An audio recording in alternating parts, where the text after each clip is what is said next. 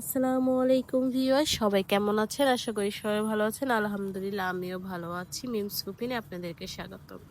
আজকে দেখাবো বরবটির ভর্তা।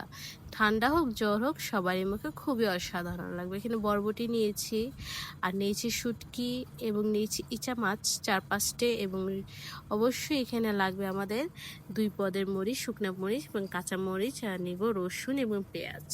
আগে আমি শুকনো মরিচ কাঁচা মরিচ তেলে ভেজে তারপর আমি সবগুলো একসাথে দিয়ে দিলাম।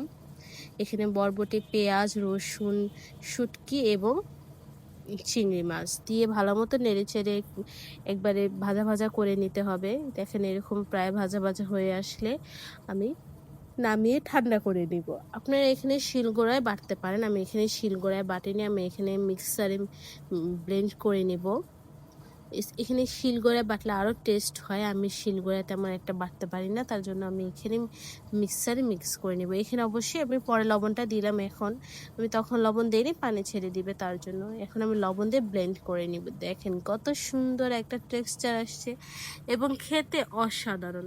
ব্লেন্ড বা পাটায় বাটার পর উঠিয়ে আমি এখানে প্রায় 1 চামচের মতো কাঁচা সরষের তেল দিয়ে দিলাম।